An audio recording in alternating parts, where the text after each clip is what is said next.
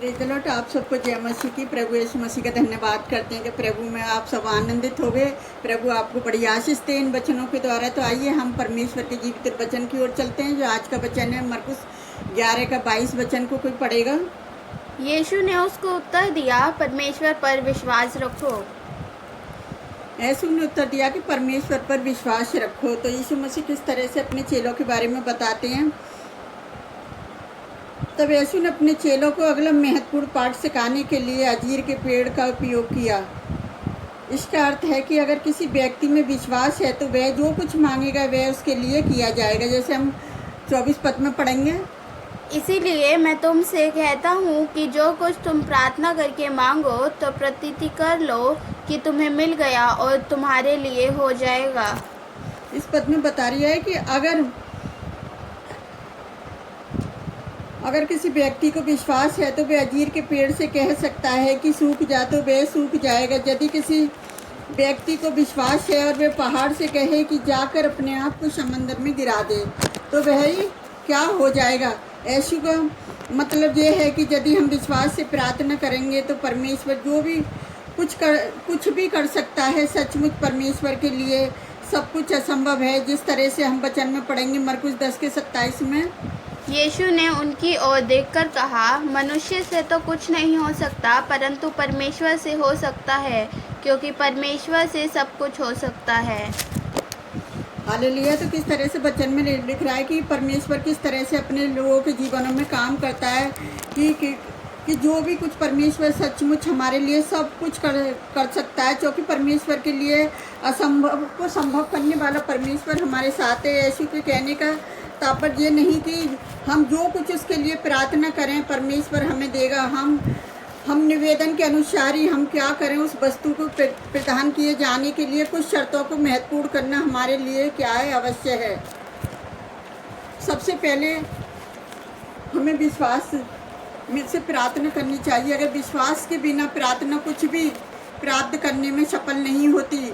दूसरा महत्वपूर्ण बात यह है कि हम परमेश्वर की इच्छा के अनुसार प्रार्थना करनी चाहिए, जैसे यूहन्ना 5:14-15 में परमेश्वर ऐसे कोई कार्य नहीं करेगा जिसके उद्देश्य के लिए होता है। तीसरी बात यह है कि हम यीशु के नाम से प्रार्थना करनी चाहिए, तो अपने लिए नहीं वरन यीशु के लिए। यूहन्ना 14:13-14 में अगर 16:23 में। चौथी बात यह है कि हम मसीह में बने रहना चाहिए, उसके वचनों को हमारे मन में बने रहना चाहिए। यूहन्ना 15:7 में मसीह में रहने का अर्थ है कि हम उसके प्रेम में रहते हैं और उसके अधिकार के अंतर्गत रहते हैं। हम उसकी इच्छा के प्रत्येक आज्ञाकारी रहते हैं। यूहन्ना 3:22 में इसका अर्थ है कि मसीह हमारे जीवन का प्रभु है। इसका तात्पर्य यह है कि उसको पवित्र आत्मा हमारे भीतर रहता है और हमें निर्देश या अगुवाई देता है। सचमुच पवित्र आत्मा केवल हमें इस बात की शिक्षा देता है कि हम किसी बात के लिए प्रार्थना करनी चाहिए, परंतु वह उसी चीज़ के लिए प्रार्थना करने के हेतु हमें विश्वास भी देता है। इस प्रकार से जब हम इस रीति से मसीह में हैं तभी हम मसीह की खातिर विश्वास के साथ जो कुछ उससे मांगेंगे तो वो क्या करेगा, हमें देगा। और इसे हम ये समझते हैं कि विश्वास के साथ परमेश्वर से प्रार्थना करना कोई क्या है, जादुई या कोई विधि या कोई ऐसा मंत्र नहीं है, केवल विश्वास है। अगर हम विश्वास के साथ अपनी प्रार्थना जीवित परमेश्वर से अनंत शक्ति को उत्पन्न कर सकते हैं। प्रार्थना करना हमारी प्रार्थना जब हम विश्वास के साथ करते हैं तो परमेश्वर हमारी प्रार्थनाओं को सुनता है। वो परमेश्वर चाहता है कि जब हमारी प्रार्थना का उत्तर जब भी मिलेगा जब हमारा अटल विश्वास होगा और हम विश्वास के साथ प्रार्थना करेंगे तो परमेश्वर हमारी प्रार्थनाओं को क्या करेगा, उत्तर देगा। क्योंकि वो परमेश्वर सभी बातों को असंभव को संभव करने वाला परमेश्वर हमारे साथ है। सिर्फ हमें विश्वास करना है और हमें विश्वास के साथ प्रार्थना करनी है। किस तरह से परमेश्वर हमारे जीवनों में काम कर रही है। अगर हम विश्वास के साथ बड़ी बड़ी बीमारियों को, बड़े बड़े पहाड़ को, जिस तरह से पहाड़ को हटा देता है, कहते हैं अंजीर के पेड़ को दिया सूख जाता, वो सूख गया, पहाड़ को कह दिया हटा। तब जब हमारा विश्वास होगा, जब हम विश्वास के साथ मांगते हैं तो प्रभु हमारी प्रार्थनाओं को सुनता है। तो आज हमें विश्वास के साथ क्या करना है, जो हमारे मसीह समाज के ऊपर सताव आया है और हमें विश्वास करना है कि प्रभु जी ये हम जो मसीह सताव आया है ये क्या है कि यीशु मसीह के नाम से हट गया। जिस तरह से पहाड़ आया है हमारे जीवन में, उस तरह से पहाड़ को क्या करना है, हमें परमेश्वर से विश्वास के साथ प्रार्थना करनी है।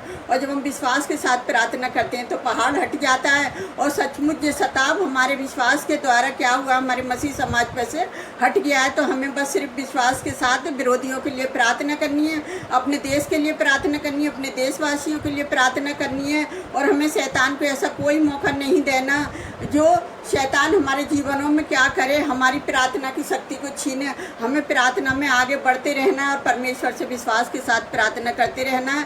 तो आइए हम आप सबके लिए विश्वास से प्रार्थना करते हैं और आप भी अपने लिए प्रार्थना करें विश्वास के साथ। हालेलुया। धन्यवाद करते हैं राजाओं के राजा, प्रभुओं के प्रभु। आपकी स्तुति, आपकी प्रशंसा हो, आपके नाम को महिमा मिले मेरे यहोवा परमेश्वर।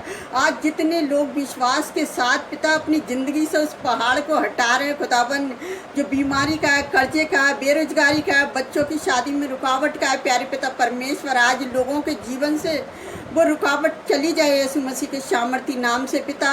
हम उस पेड़ को कहते हैं कि अंजीर के पेड़ को जिस तरह से यीशु मसीह ने कहा कि वो सूख जाए, तो सचमुच वो सूख गया पिता। सचमुच आज लोगों के जीवन से हर बीमारी दूर हो जाए यीशु मसीह के सामर्थी नाम से पिता।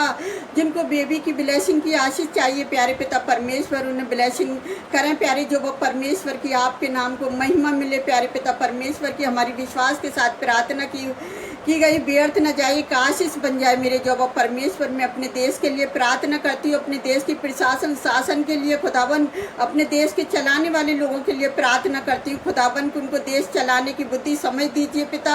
और जो भी सताव के शिकार आए मसीह समाज पर, वो भी आज पहाड़ यीशु मसीह के नाम से हट गया है प्यारे पिता परमेश्वर। हम एक जन के लिए यही प्रार्थना करते हैं, विरोधियों के लिए विश्वास के साथ के उन विरोधियों को भी ऐसी बुद्धि दीजिए कि वो भी आपके नाम को जानने पाए प्यारे पिता परमेश्वर, वो भी आपके वचन से सीखने पाए प्यारे पिता परमेश्वर की। यीशु मसीह ने अपने आप को बलिदान दे दिया सारी मानव जाति के लिए कि उसका बलिदान व्यर्थ नहीं, हमारे देश के लिए एक आशीष बनकर उभरेगा पिता। मुझे विश्वास और भरोसा है खुदावन, जितने लोगों ने हमारे साथ मिलकर प्रार्थना करी है खुदावन, उन्हें बड़ी आशीष बड़ी बरकत देना खुदावन।